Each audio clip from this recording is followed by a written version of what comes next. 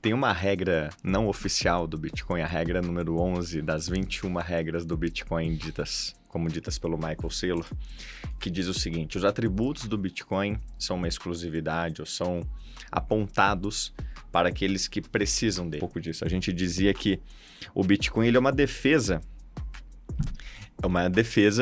que parece um ataque. Você está se defendendo, mas parece que você está atacando. Você está se defendendo do confisco, da censura, da diluição, da inflação.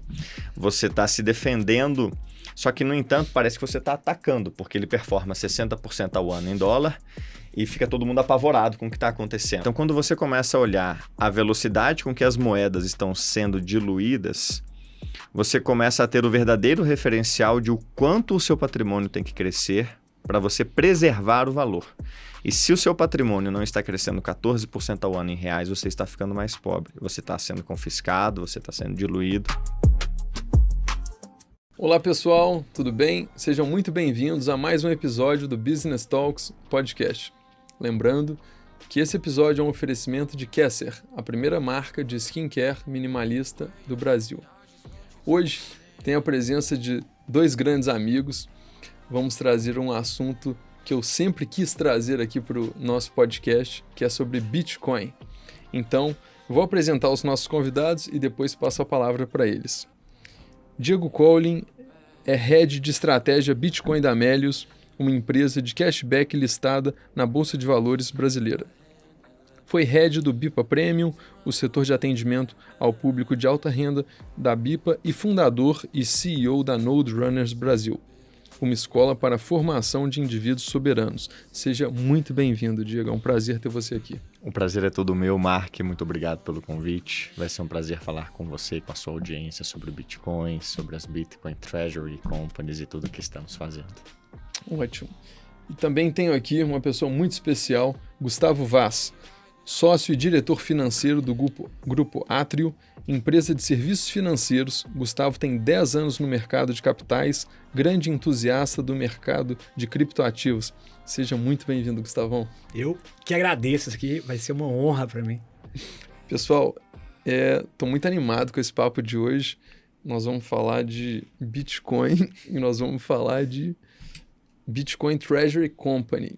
Mas antes disso, faça uma breve apresentação assim, de onde começou a sua vida empreendedora, ou então quando você iniciou no Bitcoin. Fala um pouquinho para a gente, Diego. Perfeito, Mark. Tem uma regra não oficial do Bitcoin, a regra número 11 das 21 regras do Bitcoin ditas pelo Michael Saylor, que diz o seguinte: os atributos do Bitcoin são uma exclusividade ou são apontados para aqueles que precisam dele. E o Bitcoin caminha num need to basis, caminha na medida em que as pessoas descobrem que precisam dele. E comigo não foi diferente. Em que momento que eu cheguei no Bitcoin? Em 2020, tudo aconteceu, né? Nós tínhamos uma empresa de transporte de cargas rodoviárias, fracionada, seca. Basicamente, nós entregávamos de tudo, do e-commerce para a indústria.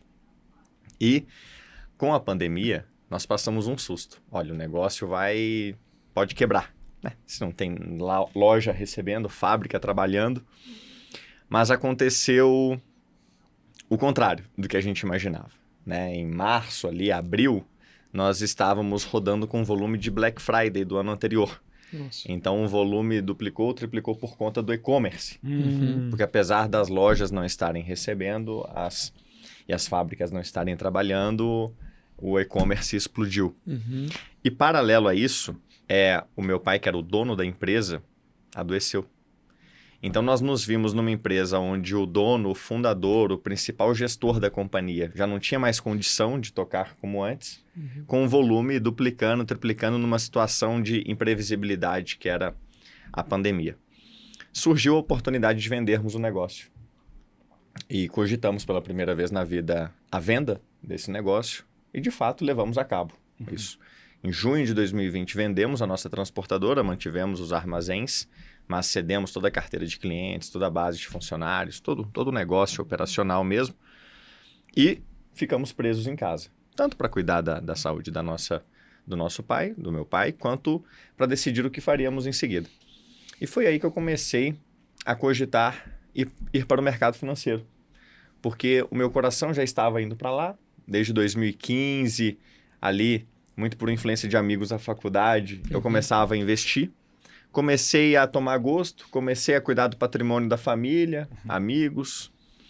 Em 2018, comecei a caminhar na direção das certificações. Quando chegou 2020, eu falei, pronto. Agora que aconteceu isso, que vendemos o nosso negócio, eu vou para o mercado financeiro. E eu vou estudar o Bitcoin para não parecer um completo ignorante e não falar besteira. Não ser um repetidor de clichês, de manchetes com meias verdades. Eu quero ler na origem. Eu tinha dentro de mim um princípio do Bitcoin e eu mesmo não sabia que era um princípio do Bitcoin, que eu não confie e verifique, né? Então, ao invés de ler uma matéria em qualquer portal, eu fui ler o paper do Bitcoin. Eu fui ler o e-mail que o Satoshi mandou o paper. E aí eu fui lendo as respostas ao e-mail do Satoshi lá em 2009. Então, fiz uma jornada que começou do começo. E fui mordido pelo que o Fernando Urrich chamaria pelo Bitcoin Bug. E uma vez que você é mordido por ele, Mark, não tem muito que você possa... Não tem volta. Não tem volta. Basicamente, eu não conseguia mais pensar em outras coisas. Eu travei as certificações que eu vinha tirando na época. Eu cheguei a entrar numa consultoria que tinha deixado de ser assessoria. Estavam migrando de formato, sabe? Daquele formato de assessoria que você cobra taxas subreptícias para um formato de consultoria onde você cobra o FII. O FII fixo, O FII fixo ali. E é mais claro, um modelo mais transparente. E aí eu nessa consultoria e completamente imerso no Bitcoin já, eu me senti muito deslocado. Porque imagina, isso em 2021 para 2022... Eu falava sobre Bitcoin, era risada. Eu digo que parecia que eu tinha soltado uma rota, assim, sabe? Né? Porque quando eu falava de Bitcoin. E eu percebi naquele momento que eu tinha me tornado inempregável. Pronto, não trabalho mais em lugar nenhum. Em que lugar que eu vou trabalhar que vai aceitar que eu fale como Bitcoin como resposta para problemas de inflação, para problemas relacionados à diluição da moeda, para problemas relacionados ao endividamento dos países, para problemas relacionados ao confisco, à censura, querendo ou não, problemas muito quentes aqui para o Brasil. Em que lugar que eu vou ter essa paz para trabalhar o Bitcoin dessa ótica? Só tinha um lugar na prática, e era eu comigo mesmo na internet. Então, eu comecei a produzir conteúdo para a internet nesse momento, que eu percebi que não teria lugar no mundo para aceitar um bitcoinheiro. Bom, então eu coloquei o pé e Deus colocou o chão. Eu comecei a pregar no deserto e das threads que eu comecei a escrever no Twitter, eu comecei a ser chamado para podcasts online. Dos podcasts online eu comecei a ir para podcasts físicos. Dos podcasts físicos eu comecei a ir para os eventos e palestrei de Jericoacoara, Porto Alegre, passando por Curitiba, Florianópolis, São Paulo, Belo Horizonte, né, desde 2022, desde o começo de 2022. Então, eu maximalizei ali no final de 2021, porque pós-pandemia, eu levei aí 1 ano e meio de me dedicar por completo ao mercado financeiro, ao entender o Bitcoin no seu total potencial e converter o grosso do meu patrimônio para o Bitcoin em 18 meses. Então, maximalizar é uma gíria patrimonial. Eu acho que acaba estando vinculado, sim. Eu não consigo imaginar um maxi, e a gente pode entrar no mérito do que é o maximalista, do que é o maximalismo, mas eu não consigo imaginar um maximalista que não tenha pelo menos 50% do patrimônio de longo prazo convertido ao Bitcoin. Então, e aí a partir daí, o que aconteceu? Bom, então lancei, desde que meu nome apareceu e eu comecei a frequentar esses lugares, eu resolvi profissionalizar essa vida de produtor de conteúdo. Então, abri uma empresa, me associei a uma casa de análise, a Paradigma, do meu amigo Felipe, que me deu todo o suporte no começo.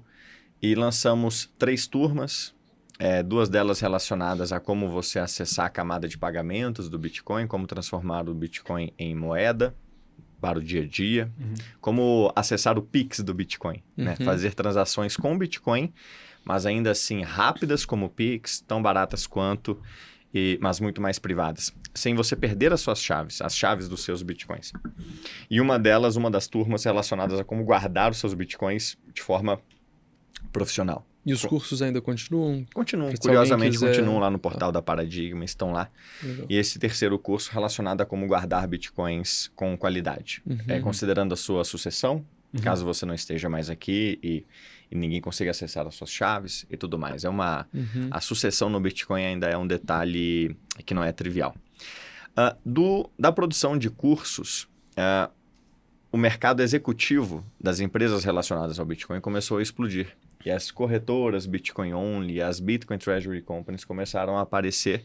Eu tive o privilégio, a grande bênção de passar pela BIPA, uma corretora Bitcoin Only que eu diria que é, na época, né, eu dizia, antes de entrar na BIPA, a corretora não oficial dos maxis do Brasil, e coordenei a iniciativa para os clientes de alta renda da corretora, quando a Melius, em paralelo, surgiu com a intenção de se tornar a primeira Bitcoin Treasury Company. E aí nos encontramos, nos conhecemos e foi um match à primeira vista. Né? Então, desde março, estou como head da estratégia Bitcoin na Melius, dando suporte tanto ao conselho quanto à diretoria de operações, no que diz respeito à implementação dessa estratégia, cujo playbook a gente já conhece e já é implementado no mundo inteiro por diferentes companhias. É um playbook que nasceu nos Estados Unidos em 2020 com o Michael Saylor e a Strategy, mas que desde então pipocou ao redor do mundo.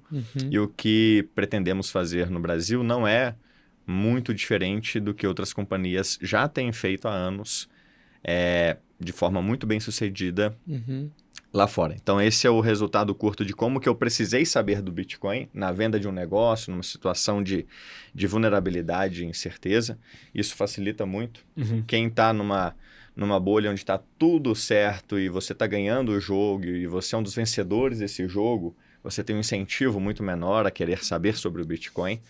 E quando você é exposto a uma situação de estresse, a sua ação caiu 95%, ou o seu mercado, a liquidez da sua ação secou, o seu mercado de opções deixou de existir. Ou você muda ou você não sobrevive. Ou você muda, né? Ou você conhece o Bitcoin, ou você vive num niilismo, numa situação muito ruim. Então, até chegar na Melius nesse momento extraordinário para o mercado de capitais brasileiro, que é o nascimento da primeira Bitcoin Treasury Company. Muito bacana. Me explica só como é que você conectou com o Israel mais o Ofli. Eles já tinham a ideia de fazer essa transformação e aí conectou? Ou você convenceu eles, cara, vamos ali para um lado de Bitcoin Treasury porque os Estados Unidos já deu esse passo e está dando muito certo? Como é que foi esse contato? Não, o mérito é 100% dessa estratégia do Israel. Infelizmente, eu não tive o privilégio de conhecer o Ofli, pois o Ofli, ele deixou o conselho da companhia há algum tempo. Já tem tempo. Já tem tempo. E apesar de serem irmãos, né, o Israel e o Ofli, eu já não conheci no dia a dia, nessa nova estratégia, nessa nova fase da Melius, o Ofli. Mas o Israel, no ano passado, ele passou pelo seguinte momento. Ele tinha, em determinado momento, 600 milhões de reais em caixa, né? E pensava sobre o que fazer com esse volume. Dinheiro parado, dinheiro depreciando, né? Não, e uma empresa no lucro real, ela paga uma quantidade incrível de 34%. impostos. Exato. Então, o rendimento dos juros nominais já não é bom o suficiente para cobrir a velocidade com que a moeda é diluída. Se você ainda abate, né, os impostos, o resultado fica pior. E você está, na verdade, com um gelo que está derretendo no tesouro. Então, eles fizeram uma redução de capital, dentre as várias possibilidades que eles encontraram ano passado. Então, reduziram em 400 milhões o capital da companhia para os acionistas. Ok. Sobrou 250 milhões no caixa. Curiosamente, o Israel deixou a presidência do negócio porque ele para pensar no próximo passo. O que eu vou fazer? Eu vou fechar o capital da Melius? Eu vou... Não sei. Mas eu preciso pensar, eu preciso sair da cadeira de presidência para ter tempo, para ter condição de refletir e pensar uma boa coisa para a minha companhia. Uma vez que a Melius, que já chegou a valer 10 bi de reais em 2021, já chegou a negociar uma média de 250 milhões de reais por dia, 2 anos depois, com o aumento de juros no Brasil, a liquidez para baixo, ela chegou a cair talvez 90%, 95% do topo. Eu sei o que é isso, que eu entrei no IPO e eu holdei grande parte. E você ainda tá com as ações? Eu com uma parte e no dia 16 de manhã eu comprei um pouco mais depois que saiu o fato relevante do dia 15. Que legal, Marco, eu não sabia. Então, a liquidez secou, a ação derreteu, os analistas perderam o interesse na ação, a ação chegou a valer menos do que o caixa. E nisso Israel sai e fala, olha, eu preciso fazer alguma coisa. Colocou o Gabriel Loures como CEO, um excelente operador, um cara que vem de McKinsey, MBA em Harvard, 8 anos de companhia. E que o Israel gosta de dizer que é um operador muito melhor do que ele. E em algum momento de 2024, eu gosto de dizer o Espírito Santo, né? Cochichou no ouvido do Israel o Bitcoin como alternativa para aquele dinheiro em tesouraria e a estratégia do Saylor como uma estratégia para o negócio. Então ele poderia, no Bitcoin e na estratégia, meio que matar 2 coelhos numa porrada só. Consertar o problema do dinheiro, do gelo derretendo no tesouro, pois o Bitcoin tenderia, de fato, ao longo do tempo performar melhor do que a moeda vinha sendo diluída. E com a estratégia do Saylor, voltar a dar vida à liquidez e performance para a ação, né? Então, ele não demorou muito para perceber que ele tinha encontrado, finalmente, o que fazer em seguida. E ele se assegurou disso muito rápido, ele se certificou disso muito rápido, estudou, assim, impressionante quantidade de horas e muito rápido, agora que ele não era mais o presidente da companhia. Então, ele tomou a decisão muito antes de eu chegar, já em 2024, né, de seguir com um plano. E então, a partir daí, obedecer o rito. Né? Encaixou perfeitamente. O que aconteceu? Então, ele foi o sponsor dessa ideia. Ele começou a coordenar e a levar essa ideia para o top management, para o conselho. E em algum momento ele percebeu que seria bom ter um maximalista, ter um maxi perto dele. Skin in the game. Um skin in the game. Que já tivesse alguns anos de comunidade, para conectar a Melius com toda essa comunidade Bitcoiner, e Bitcoin Only especificamente do Brasil, que pudesse trazer um pouco das idiosincrasias, das particularidades do Bitcoin, que é muito particular em várias coisas. E através de algumas consultas públicas, digamos assim, ele soube do meu nome, começamos a conversar e foi tudo muito, muito rápido, porque a minha missão como Bitcoiner era fazer o Bitcoin vencer, né? Custe o que custar, né? Até as últimas consequências, nós gostávamos de dizer. Então, as Bitcoin Treasury Companies têm um pouco disso. A gente dizia que o Bitcoin ele é uma defesa que parece um ataque. Você está se defendendo, mas parece que você está atacando. Você está se defendendo do confisco, da censura, da diluição, da inflação. Você está se defendendo, só que, no entanto, parece que você está atacando, porque ele performa 60% ao ano em dólar e fica todo mundo apavorado com o que está acontecendo, né? Como se ele estivesse drenando a liquidez de certa forma tá. Mas ainda assim, é uma defesa, antes de tudo. As Bitcoin Treasury Companies, elas não deixam de ter uma posição mais de ataque. E que parece um ataque mesmo, de ataque no sentido de buscar a liquidez, de buscar a volatilidade, de buscar o capital das demais classes de ativos. Não é uma posição tão passiva, é uma posição mais ativa. Então, tinha tudo a ver com a minha missão como Bitcoiner. Então, foi assim que o Israel chegou no Bitcoin, através dos juros negativos, que é aquela condição onde os juros que você recebe do governo são inferiores à velocidade com que a moeda é impressa.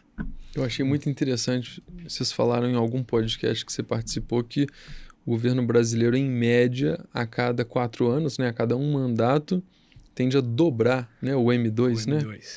É o CAGR.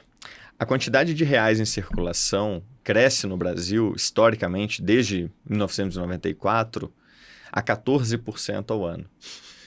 Então, nessa média, a cada 4, 5 anos, a quantidade de reais em circulação dobra, o que significa que o seu poder de compra, que é a sua capacidade de comprar qualquer coisa na sociedade, cai pela metade.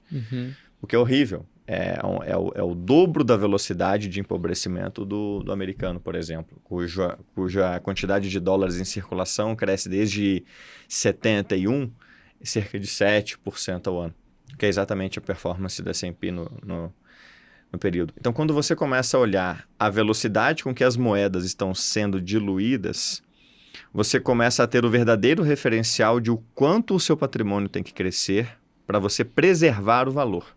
E se o seu patrimônio não está crescendo 14% ao ano em reais, você está ficando mais pobre. Você está sendo confiscado, você está sendo diluído. Se o seu patrimônio em dólares não cresce mais do que 7% ao ano, de novo, você tem sido paulatinamente confiscado também.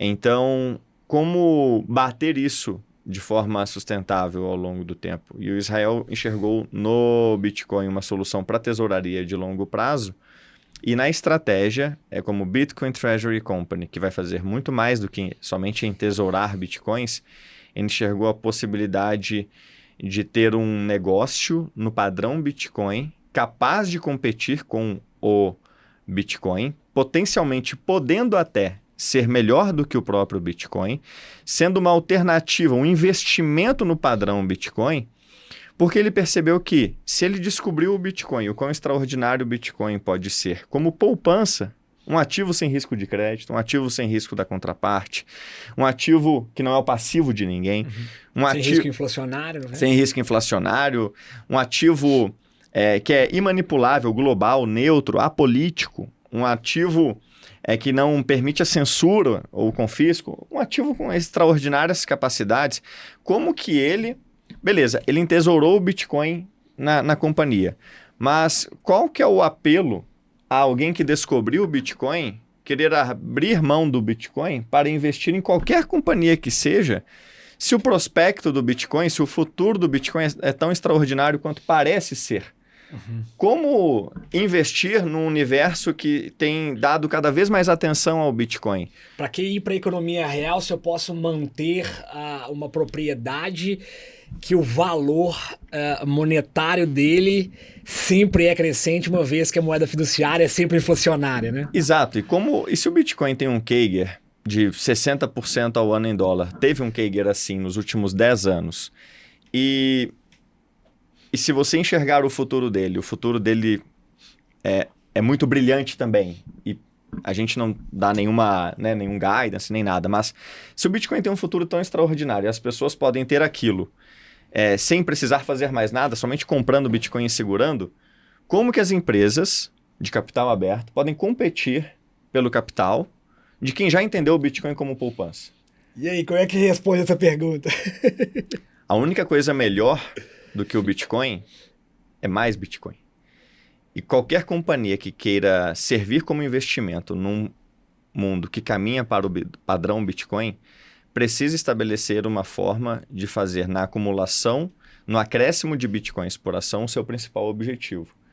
Você tem que já começar a pensar no padrão Bitcoin para que a quantidade de Bitcoins que os seus acionistas têm cresça ao longo do tempo, de forma que você possa ter não só... Uma pessoa física não vai conseguir fazer sozinha. Não vai conseguir fazer sozinha. Então, como ser um investimento no padrão Bitcoin? Como pagar pelo risco maior, pelas outras coisas ruins que acontecem quando você abandona o Bitcoin? Como mais do que compensar essas coisas ruins através de uma boa performance? Como fazer o pitch para o investidor que já está poupando em Bitcoin, que ele vai ser compensado por comprar a ação da nossa companhia? E a forma como encontramos foi justamente de fazer do Bitcoin Yield, ou da quantidade de Bitcoins por ação, a nossa estrela norte. E tudo o que faremos daqui em diante vai ser com o objetivo de aumentar a quantidade de Bitcoins que temos contra as ações que temos. Te perguntar sobre isso, então, Diego, só para eu ficar claro para mim essa intenção. Porque, na minha visão, posso estar falando completamente bobagem aqui, mas para você chegar a esse ponto de compatibilidade, você teria que ter uma posição patrimonial da empresa muito alta referente ao Bitcoin. De novo, pelo menos é a minha impressão. eu fiquei sabendo que vocês fizeram acho que 10% do caixa, correto? Do que estava lá naquela época. Não sei se vocês aumentaram, e teve o fato relevante do dia 15 também. Isso, que aí já aumentaram. Já aumentaram a possibilidade de ter mais, é isso?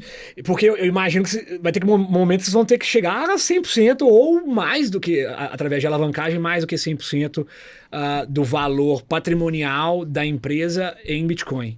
Como é que tá essa visão? Eu tô correto no meu racional? Tá. Só está 2 ou 3 dias com uma defasagem interessante. Porque na quinta-feira nós compramos mais 160 milhões de reais em Bitcoin, 162 milhões de reais em Bitcoin, totalizando com os 25 milhões de reais que tínhamos comprado antes, cerca de 180 e poucos milhões de reais, que totalizaram 320. E a ideia é chegar a 100%? Na verdade, nós temos que deixar uma certa quantia em caixa para cobrir as necessidades de capital de giro. Exato. Então, nós deixamos cerca de 6 meses de capital de giro na companhia. E isso é uma política que vocês vão manter sempre 6 meses? Isso poderia acabar se mudasse o pragmatismo interno fiduciário, assim, para tirar o tecniquez também da palavra, pagar salários e contas, transformar a maior parte, 90%, em pagamentos via Bitcoin? Você poderia diminuir essa necessidade de capital de giro? Teoricamente, sim, mas não é algo que está no nosso horizonte, perfeito, tá. porque... nós ainda mantemos de forma muito dissociada a operação da companhia, que continua muito forte. Aliás, nós acabamos de publicar os resultados do primeiro trimestre. Tivemos o melhor trimestre da história da companhia. Então, pela primeira vez, batemos 100 milhões de receita Que legal. no trimestre. E geramos, ano passado, no EBITDA ajustado, 50 milhões de... Margem EBITDA de 50%? Não, 100 milhões foi a receita desse primeiro trimestre. Ah, tá, beleza. Do ano passado inteiro foi 360 milhões, Ok. e dos quais a gente fez 50 milhões de EBITDA ajustado no consolidado do grupo, da Melius e das outras poucas empresas que a gente tem no grupo Cash 3. Então, esse ano tem tudo para ser mais forte do que o ano passado. Então, o nosso negócio operacional ele é bem independente dessas operações de tesouraria. Então, o nosso negócio operacional, a gente quer, aliás, que ele cresça, se fortaleça, porque é dos fluxos de caixa que ele vai gerar que nós vamos comprar mais bitcoins. E aí sim, os fluxos de caixa gerados podem ir num percentual muito maior para o Bitcoin, talvez 100% para o Bitcoin, uma vez que tudo que a gente precisa em tesouraria são 6 meses de caixa ali para as necessidades da operação mesmo. Então, você pode avaliar a Melius a partir desde quinta-feira passada, de 3 formas. Há uma posição de Bitcoin em tesouro, hoje na casa dos 180 milhões de reais, 320 Bitcoins adquiridos por um custo médio de $101 mil e alguma coisa. Já tá, acho que 106 agora, né? Subiu, tá bom. Tá 101 um dia, 106 outro. Mas nosso preço médio é 101. E essa é uma parte. A segunda parte é a própria operação do negócio. Então, quanto vale o negócio que não tem dívida, né, e gera 50 milhões de EBITDA ajustado por ano e crescendo, e teve o melhor trimestre da história agora, fez um turnaround incrível desde 2022, se tornou a bolsa também subiu vertiginosamente. Então, como se avalia um negócio desse? Qual múltiplo você aplica aos 50 milhões de EBITDA? E, por fim, as operações de tesouraria. Porque nós declaramos, desde sempre nos nossos comunicados, a nossa intenção de lançarmos mão de instrumentos financeiros ou iniciativas estratégicas para aumentar a quantidade de bitcoins por ação.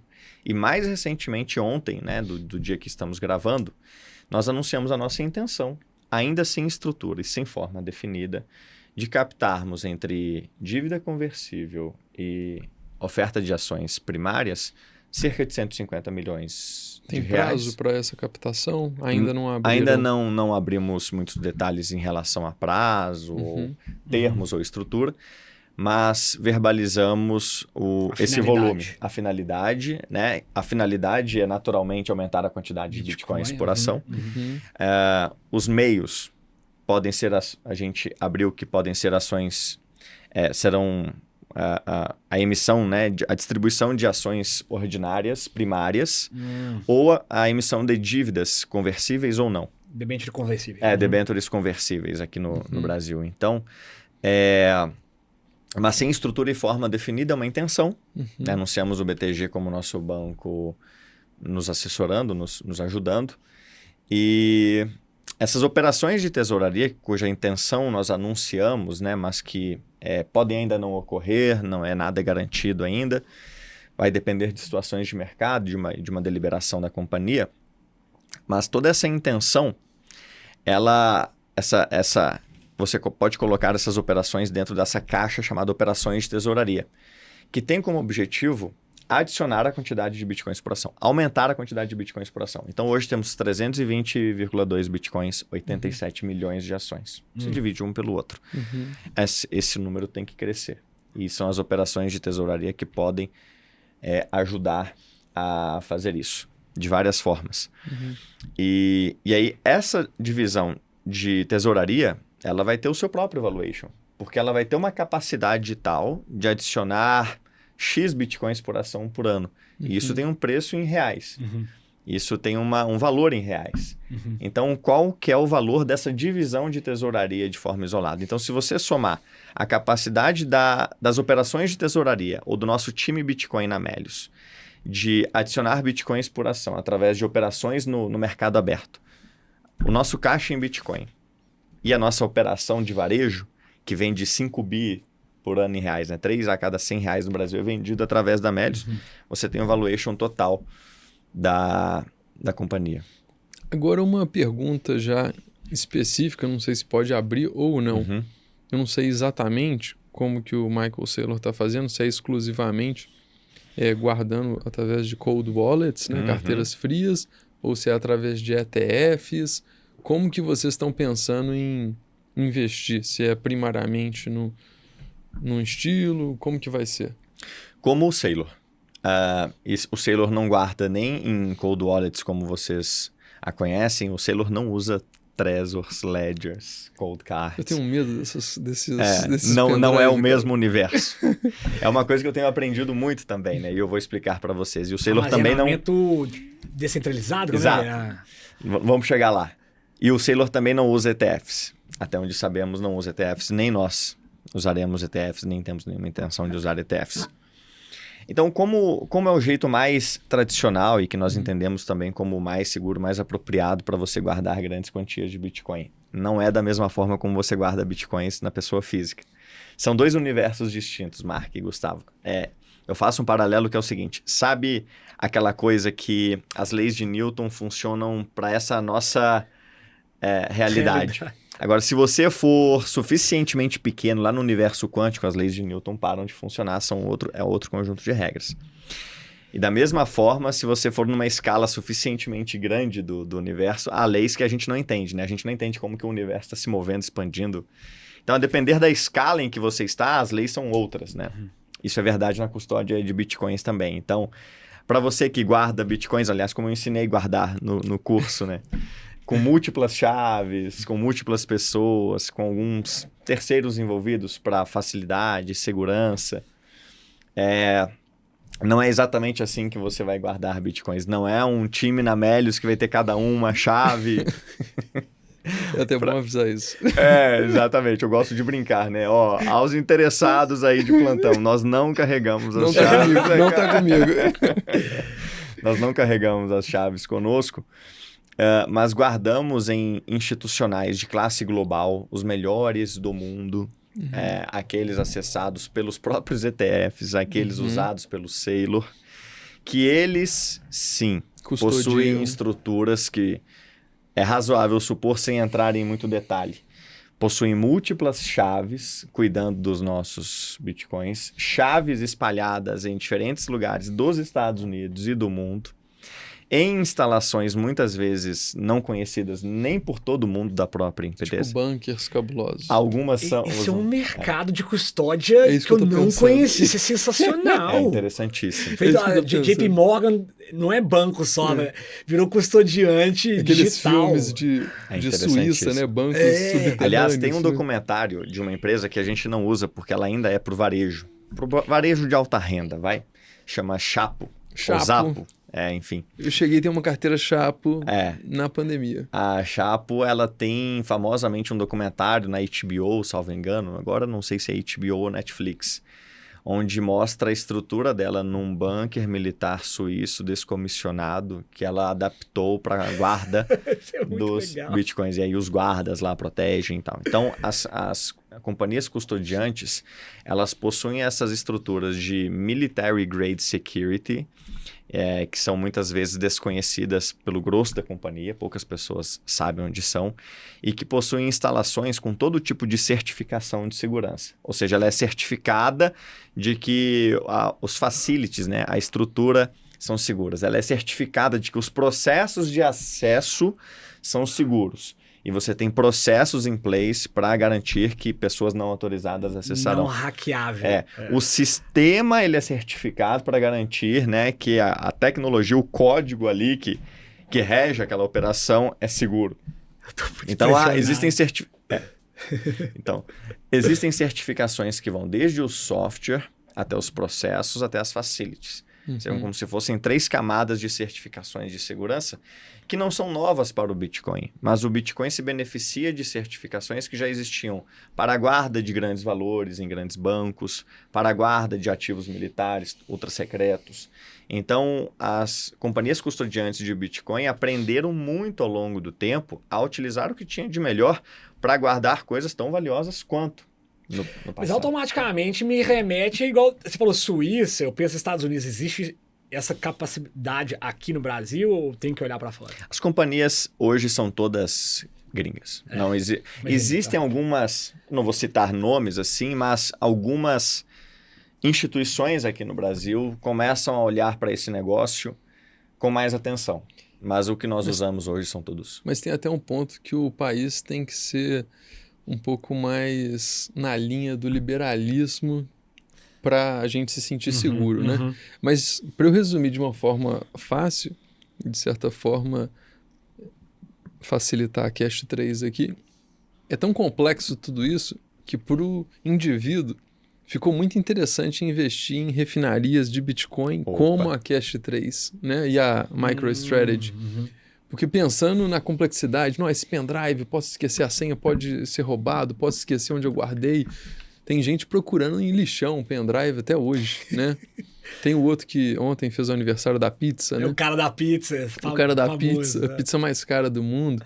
Então, assim, o Bitcoin, como ele é complexo para a massa da população, eu acho que empresas como a Melius, né, a Cash 3, ela está sendo a primeira no Brasil, tende a facilitar muito para investidores que querem alocar um percentual da sua carteira em Bitcoin, sem estar exposto diretamente só ao Bitcoin. Eu entendo que a Melius, a MicroStrategy ou aquela japonesa, Metaplanet, elas são potencializadores, né? Porque se o Bitcoin sobe X, ela sobe às vezes 2X por causa da alavancagem e tudo isso, né?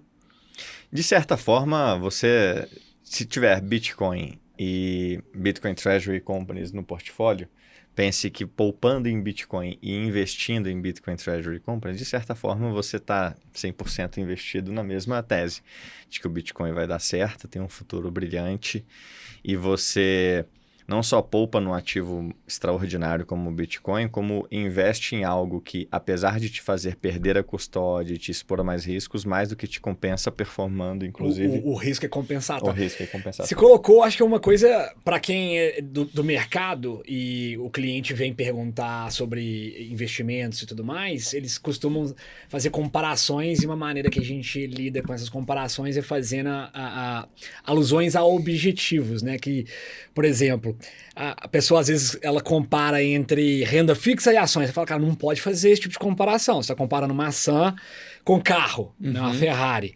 Então, o custo-oportunidade é diferente. Então, o fundo imobiliário você compara com o quê? Você compara com o imóvel físico. A ação você compara com ser empresário. A Bitcoin Treasury está comparando direto com o Bitcoin, a custódia, né? Então, é essa a comparação correta a se fazer. Perfeito. Aliás, Gustavo, a gente gosta de dizer que o financial deepening, que foi essa onda que eu peguei no comecinho lá, onde todo mundo se tornou investidor e o Nubank começou a oferecer ações. E todo mundo passou a saber o que era o Tesouro Direto, um fundo DI, um CDBDI, a fazer previdências em renda variável, sabe? Todo esse financial deepening a gente passou a ver como Bitcoiner como um sintoma, uma doença do dinheiro ruim.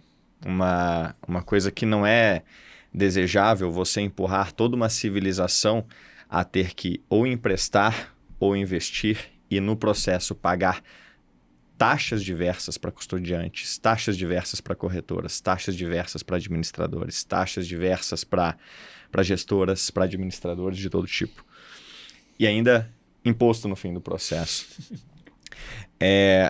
Quando você deveria ter o direito de não precisar emprestar, não precisar se tornar um investidor e poder, ao invés, só poupar numa propriedade que não é passivo de ninguém, preservar o valor do seu trabalho, poder ter um emprego só, que é o seu emprego, ao invés de ter que ter 2 empregos, que é de dia você trabalha e de noite você aprende a investir, emprestar, montar portfólio, teoria do portfólio. Markowitz. Então a gente acha que essa situação que parece bonita, onde todo mundo agora tem que emprestar e investir para preservar o que ganhou, ela esconde uma realidade triste, onde nos roubaram o direito de poder poupar em propriedade e tornou a nossa poupança uma linha de crédito para governos cujas políticas nem sempre nós concordamos. E nem os velhinhos. E nem os velhinhos. É verdade. Então o Bitcoin, a gente acha que ele é o restabelecimento do direito à poupança e de uma realidade onde você vai poder focar, Mark, no que você é bom. E você, Gustavo, no que você é bom, para poder ganhar menos do que gasta, poupar a diferença e cumprir a sua missão de preservar o valor para as gerações futuras, porque pelo seu dinheiro agora, o Bitcoin, não estar derretendo, depreciando, perdendo valor, morrendo, você não vai estar desesperado pelas coisas que as pessoas estão desesperadas hoje, que é ou em consumir rapidamente, em um mundo absolutamente consumista como consequência de um dinheiro ruim, ou absolutamente viciado em investir, em gamble, em emprestar dinheiro. Então, tigrinho. Exato. Quando a gente percebeu que a nossa poupança se tornou uma linha de crédito para governos, o Bitcoin ele parece ter uma missão muito maior do que as pessoas inicialmente supõem. Então, ele tende a, com o tempo, se tornar o que a gente chama de o hurdle rate. A linha de referência, o piso, o padrão, o que você espera de todos os outros ativos. Ele passa a ser o custo de oportunidade de tudo. E o que as Bitcoin Treasury Companies estão fazendo é acelerando esse processo. A gente já tem no Bitcoin o hurdle rate. E o que a gente faz é justamente para bater o Bitcoin e compensar o movimento daqueles que decidiram não comprar Bitcoin, mas comprar a nossa ação ao invés. E a gente acredita que cada vez mais ações, títulos de dívida, fundos imobiliários vão sofrer cada vez mais em termos de Bitcoin, porque o próprio Bitcoin tem a natureza de capturar o prêmio monetário de tudo isso que eu citei, que acabou tendo que fazer o papel de poupança ao longo do tempo. Por conta de um dinheiro ruim e as pessoas não podendo poupar, elas começam a comprar ações e lá nos Estados Unidos poupa-se no S&P 500, um problemaço. Poupa-se em fundos imobiliários, poupa-se em títulos de dívida. Quando surge um dinheiro perfeito, um dinheiro melhor, numa dinâmica onde o dinheiro tende a o dinheiro é um monopólio natural, onde o vencedor leva tudo, isso é uma questão histórica, objetiva, essa forma superior de dinheiro vai capturar o prêmio monetário, que é o excesso de valor que essas outras classes de ativos adquiriram ao longo do tempo, que não lhes é de direito, porque elas não nasceram para ser dinheiro. O dinheiro bom vai absorver esses excessos, tirar o prêmio monetário de ações, títulos de dívidas e imóveis e fundos imobiliários. E as Bitcoin Treasury Companies vão acelerar esse processo. Vão acelerar enormemente esse processo. E o Bitcoin caminha para ser o hurdle rate e a gente acha que temos uma estratégia para sermos bem-sucedidos mesmo que isso aconteça. E seguindo literalmente essa linha de padrão, que vocês veem frente às possibilidades de concorrência frente ao Bitcoin? Seja Ether no Ethereum, Solana, essas outras. There's no second best. Sempre será. A Litecoin, ela é uma... Eu entendo pouco, eu entendo um pouquinho só. Aí é até bom pra você explicar para quem também está assistindo a gente. Como é que é visto esses outros criptoativos? Não vou nem chamar de moeda, porque o Bitcoin é a moeda, o resto não é.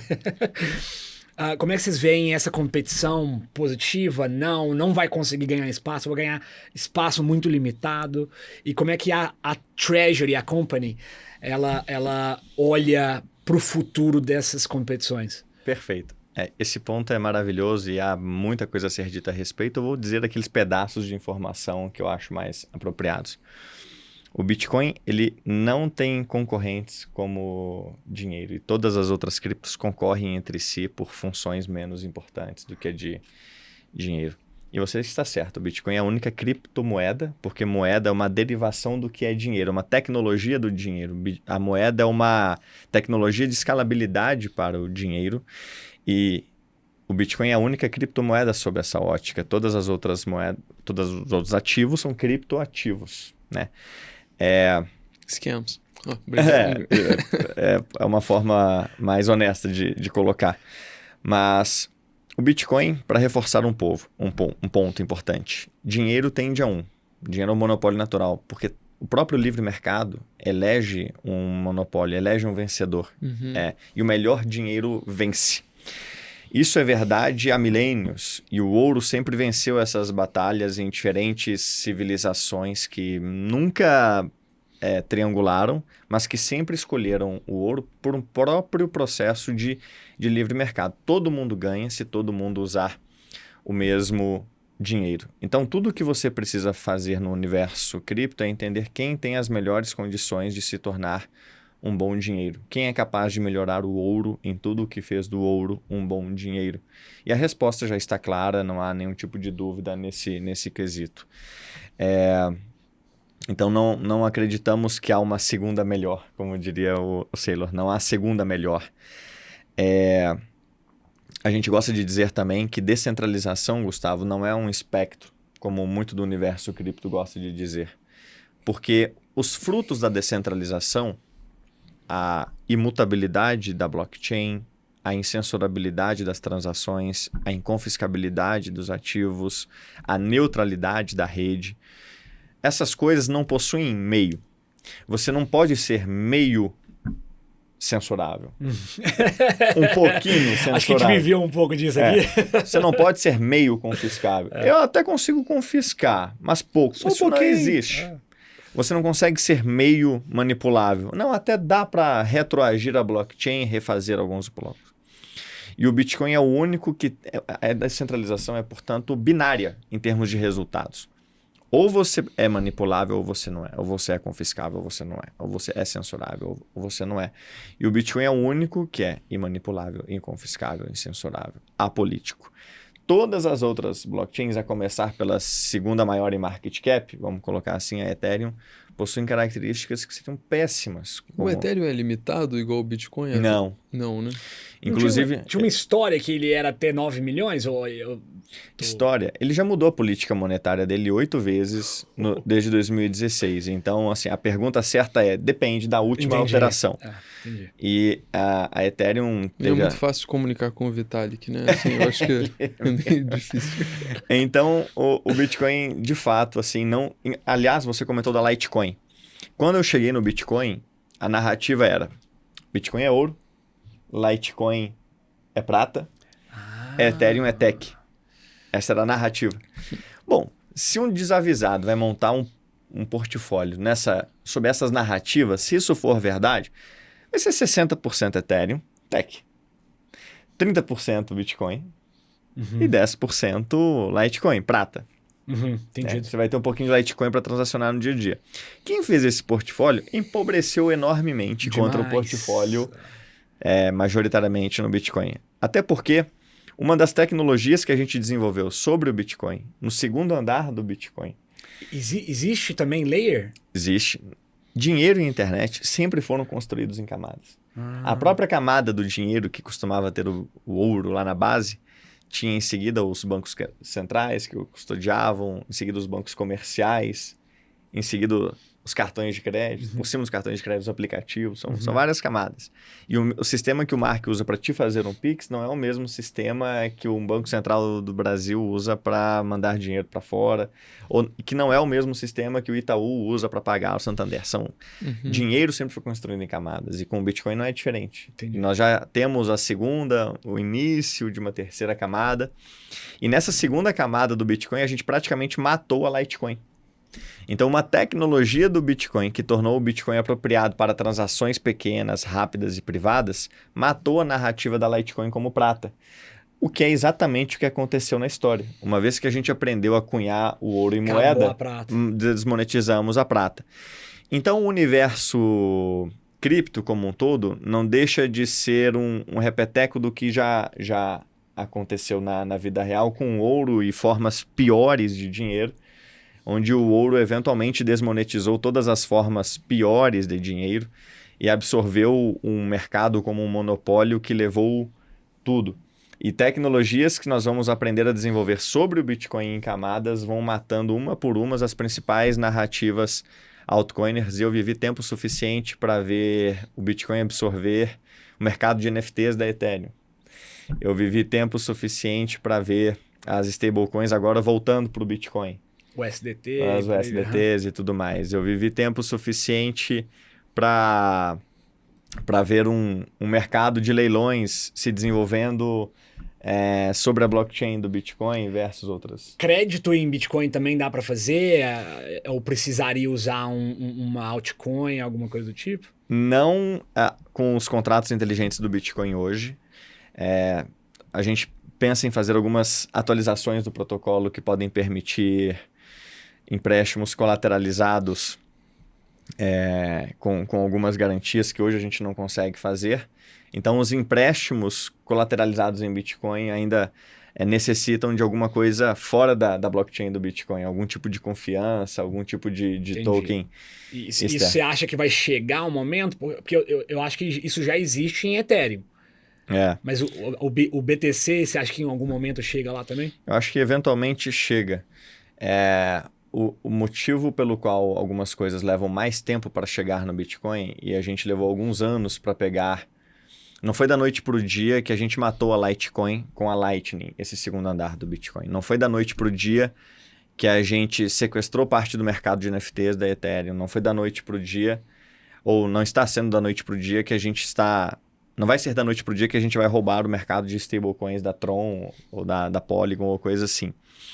Mas quando essas coisas chegam no Bitcoin, chegam com princípios melhores. Chegam com você podendo manter as suas chaves, chegam com você podendo rodar a blockchain do Bitcoin na sua casa, num computador barato, podendo verificar tudo com seus próprios olhos. Então, todas essas coisas que existem no universo cripto, que são super cool, super legais, que a gente chama, que são dos crypto bros ou dos blockchain enthusiasts, assim. Nada contra, mas nós não somos crypto bros e nem blockchain enthusiasts. Quando essas coisas chegam no Bitcoin, elas chegam depois de um tempo tendo descoberto o market fit e tendo sido melhor refletidas para um universo onde você pode realmente ter mais independência e ser o seu próprio banco. E a raiz é melhor também. A raiz é melhor, porque tem muito DeFi por aí que tem e-mail de compliance. Tem muito DeFi por aí cujo o nó da blockchain não é você que roda. Tem muito DeFi por aí em blockchains pré-minadas, no Proof of Stake, cujas regras você não tem influência nenhuma. Então, em um dos meus cursos eu dizia, a Lightning é DeFi de verdade, né? Porque a maior rede descentralizada de finanças assim é a Lightning, muito porque é a única que você roda o seu próprio nó, define os seus próprios termos, é capaz de sair unilateralmente da operação sem precisar depender de ninguém. Então, as coisas eventualmente vão acontecer sobre o Bitcoin, mesmo que leve um pouco mais de tempo, mesmo que a gente, como comunidade, demore um pouco mais para consensuar as próximas mudanças e as próximas atualizações do protocolo. Eventualmente as coisas chegam no Bitcoin e acabam matando narrativas em outros lugares. A própria questão do crédito é uma questão que o Bitcoin ele mesmo diminui muito a necessidade de crédito, que não deixa de ser uma função de um dinheiro ruim que tem que ser compensado por mais dinheiro que você toma emprestado. A quantidade de crédito que existe na sociedade hoje é uma função da porcaria do dinheiro que a gente tem. E uma vez que você tem um dinheiro bom e performático, que preserva o seu valor no tempo, seu ímpeto de emprestar diminui de tomar emprestado diminui enormemente. Então, as prioridades do Bitcoin são mais adequadas para as necessidades do mundo. E a necessidade é consertar o dinheiro. Isso é muito legal. Tem um livro excepcional, inclusive recomendo, é o que o governo fez com o nosso dinheiro, do Murray Rothbard. Ele mostra a linha de crédito, o raciocínio de crédito, ele aparece depois que a moeda fiduciária ela surge ali com os templários, na hora que o banquinho, o papel, para facilitar em questão de logística. O Bitcoin ele é fracionável e online, você acaba não precisando mais de crédito, porque você tem a liquidez suficiente através da fracionalidade. Pela primeira vez a gente tem um dinheiro que tem velocidade sem ter necessidade de crédito. Porque a moeda, eu não li esse livro do Rothbard, mas há uma outra forma de contar essa mesma história, que é a moeda fiduciária nasceu muito por conta das limitações do ouro, que não poderia ser imediatamente transportado através dos oceanos. Então você tinha que criar ledgers. Ao invés de transportar o ouro, cria um Excel aí, eu crio um Excel aqui, eu debito aqui, você acredita aí, o ouro a gente manda mês que vem, de navio. Papelzinho na mão. E aí depois que você cria a ledger, o próximo passo é, deixa o ouro para lá, vamos lidar só com a ledger. E aí uma vez que você está só na ledger, quem é que controla a ledger? Quem é que escreve a ledger? E aí o Bitcoin é o conserto da ledger. Só que agora o Bitcoin é ao mesmo tempo o mapa e o terreno. O Bitcoin é ao mesmo tempo a ledger e o ativo. E pela primeira vez a velocidade de transação acompanha a velocidade de settlement. Porque a moeda fiduciária surgiu porque a transação tinha que acontecer muito mais rápida do que o settlement em ouro podia acontecer. E no Bitcoin, com tecnologias como a Lightning, a transação pode acontecer na mesma velocidade em que o settlement. E isso nunca foi possível antes. Então, o Bitcoin conserta um problema centenário da economia. Quem que é o validador da Lightning? Existe validador? É a mesma, ela é submetida às regras da blockchain do Bitcoin. E qualquer divergência que houver na Lightning, as pessoas podem resolver submetendo a disputa às próprias regras da blockchain do Bitcoin. Então, é como se a blockchain do Bitcoin fosse a suprema corte do mercado financeiro desse universo Bitcoiner. Então, é muito, muito interessante toda a dinâmica, que é um pouco complexa. Não quero confundir ninguém. Já me deu um certo arrependimento de ter reservado só 1 hora de estúdio pra gente hoje. E a gente já estourou 1h05, mas assim, vamos marcar um segundo episódio depois. Até porque acredito que a performance vai estar bem melhor da Melius daqui uns meses. E o Bitcoin também. Mas foi um prazer receber vocês dois aqui hoje. Eu queria que vocês dessem uma consideração final, se quiser falar um pouco do padrão Bitcoin, né, do livro. Sim. Enfim, e deixar uma frase para os nossos ouvintes. Então, podem começar aí. Ótimo. O Bitcoin consertou o dinheiro. As Bitcoin Treasury Companies pretendem consertar o mercado de capitais através do Bitcoin. Nós vamos abordar um universo de 450 trilhões entre dívidas e ações no mundo que já não cumprem mais o seu papel como reserva de valor ou como um ativo que compense todo o lado ruim que possui na comparação com o Bitcoin. E através de operações no mercado aberto, nossos fluxos de caixas futuros e operações de tesouraria em geral, vamos levar para o mercado de capitais uma solução que a gente acredita que ele desesperadamente merece, que ele vai levar mais liquidez, mais atenção, mais investidores. Afinal de contas, tem mais gente comprando Bitcoin do que ações na Bolsa no Brasil. Isso não me assusta, porque Bitcoin é dinheiro e dinheiro é mainstream. Investimento é que é nicho. É natural você esperar que tenha muito mais gente no Bitcoin do que no mercado de ações. E qualquer pessoa que esteja no mercado de capitais ainda não se deu conta disso. Está deixando muito dinheiro na mesa. Então, obrigado, Mark, pelo espaço. O Padrão Bitcoin é o melhor livro para você começar. Ele é um livro sobre o dinheiro. Dos 10 capítulos, 7 são sobre a história do dinheiro. E nos 3 ele mostra como o Bitcoin é a sua evolução natural e o melhor dinheiro que nós temos e porque possivelmente o melhor dinheiro que nós teremos também no futuro, pela sua natureza irreplicável. E aí você entende no livro o porquê. Então, conte comigo. Vai ser um prazer conversar com você quantas vezes for preciso. Meu conterrâneo aqui de BH, meu compadre do Santo Agostinho, do IBMEC. E muito obrigado mais uma vez. Foi um prazer, Diego. Mark, eu acho que uma das melhores sensações para mim de vida é sempre poder aprender. E essa aula do Diego foi uma aula que assim, honrosa, sensacional. Eu cada vez mais que eu aprofundo, eu percebo que se abre uma porta e tem tanto a informação ainda para ser absorvida. Uma coisa que eu posso deixar acho que para todo mundo é que o mundo ele tem sempre vértices, né, de mudança, e cada vez as mudanças com tecnologia elas ficam ainda mais rápidas. E acho que talvez a maior mudança dos últimos tempos tinha sido a internet. Foi a parte de informação descentralizada, começou ali, mudou o mundo. Hoje ninguém mais sabe o que é o mundo sem a internet. Todo mundo falando de IA, né, inteligência artificial, que vai mudar, é o novo vértice. Não, o novo vértice é o Bitcoin. Eu conheço muito pouco, mas sobre dinheiro eu conheço bem. E essa dominância do Bitcoin frente à descentralização do dinheiro e frente a todas as utilidades sociais frente a isso é uma certeza absoluta. Então, para todo mundo, se você ainda não sabe nada sobre Bitcoin, dê esse primeiro passo e conheça, porque você não vai ficar para trás.